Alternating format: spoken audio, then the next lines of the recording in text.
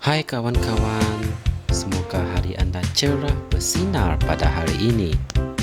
Marilah kita mendengar firman pada hari ini 11 Januari daripada Pastor Chris Oyakilome yang bertajuk Bertekadlah untuk hidup demi Dia, puji Tuhan. Ayat pembukaan kita diambil dari kitab Yohanes 13 ayat 3 yang berkata, Yesus tahu bahawa Bapanya telah menyerahkan segala sesuatu kepadanya dan bahawa Dia datang dari Allah dan kembali kepada Allah. Amin. Dalam Kisah Para Rasul 21, orang kudus di Tirus memberi amaran dan merayu kepada Paulus untuk tidak pergi ke Yerusalem oleh kerana penderitaan yang dia bakal hadapi di sana. Mereka memberitahunya bahawa dia akan diseksa, dipenjarakan dan dibunuh. Namun, jawapan Paulus sangatlah berinspirasi. Dia berkata, "Mengapa kamu menangis dan menghancurkan hatiku? Aku bukan sahaja bersedia untuk diikat, tetapi juga untuk mati di Yerusalem demi nama Tuhan Yesus." Kisah Para Rasul 21 ayat 13. Betapa kuat azamnya, dia enggan menjadi takut. Dia menetapkan pandangannya seperti Yesus untuk pergi ke Yerusalem, walaupun perkara itu akan mengundang kematian baginya. Alkitab mengatakan, dan terjadilah ketika hampir genap waktunya Yesus dinaikkan ke syurga, dia mengarahkan pandangannya untuk pergi ke Yerusalem. Dalam Lukas 9 ayat 51, ungkapan mengarahkan adalah sterizo dalam bahasa Yunani, yang bererti memandang ke satu arah yang tertentu dengan penuh tekad, bertekad. Amin. Wajah Yesus begitu serius sehingga setiap orang yang memandang dia tahu bahawa dia sudah merancang sesuatu. Dia telah membuat keputusan. Dia tahu apa yang akan menantinya di Yerusalem. Dia berkata kepada murid-muridnya, Anak manusia harus diserahkan ke tangan orang berdosa dan disalibkan. Dalam Lukas 24 ayat 7. Tetapi dia tetap tabah. Dia mengarahkan pandangannya untuk pergi ke Yerusalem. Orang Samaria tidak mengalu-alukan kedatangannya kerana mereka dapat melihat di wajahnya bahawa dia ingin pergi ke Yerusalem, dan mereka tidak menyukainya. Dalam Lukas 9 ayat 53, keputusannya jelas, terpamer di wajahnya, tertulis di raut wajahnya. Mengapa? Dia tahu bahawa Bapa bergantung kepadanya.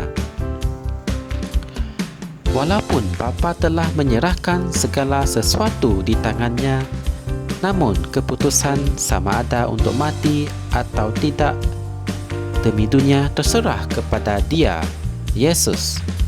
Namun dia tetap fokus. Beginilah cara kamu harus bertekad untuk melayani dia dengan segenap hidupmu, untuk hidup sebagai orang Kristian, tidak kira apapun. Haleluya! Buatlah keputusan yang setimpal dengan Yesus, kerana dia telah membuat keputusan untuk menyelamatkan kamu.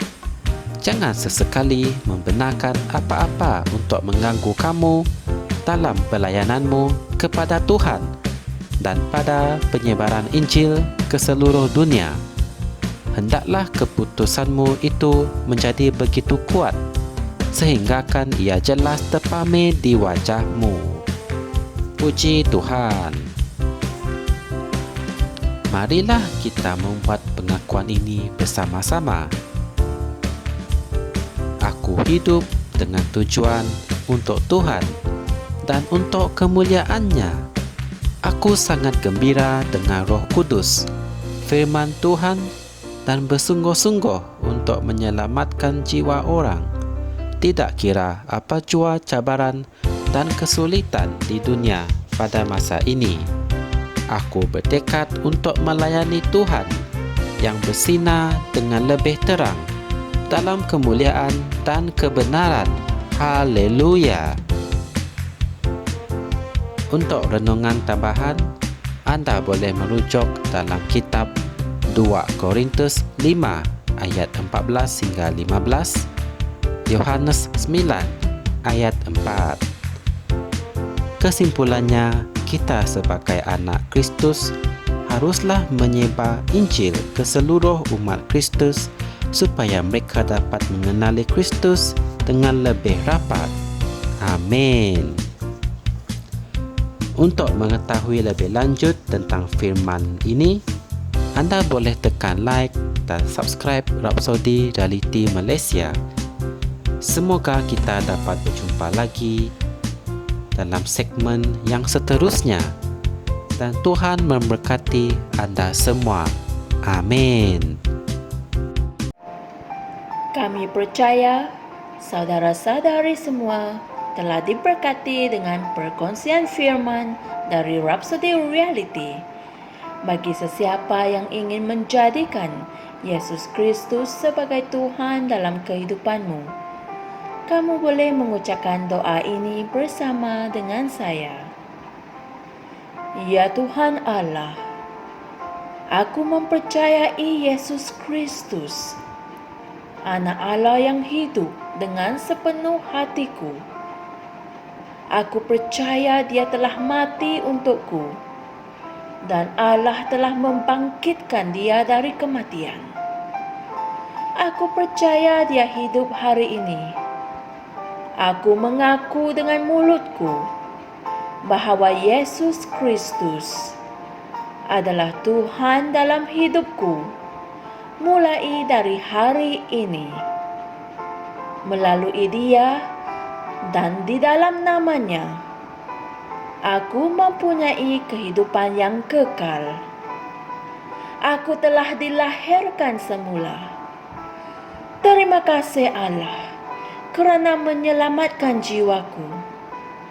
Aku sekarang adalah anak Allah. Haleluya. Tahniah, sekarang kamu telah menjadi anak Allah. Untuk apa-apa sebarang pertanyaan atau untuk mendapatkan lebih banyak maklumat mengenai bagaimana untuk bertumbuh sebagai seorang Kristian, anda semua boleh hantar mesej di akaun Facebook kami atau email kami di tni.msia@gmail.com. Sekali lagi, tni.msia@gmail.com. Tuhan berkati anda semua.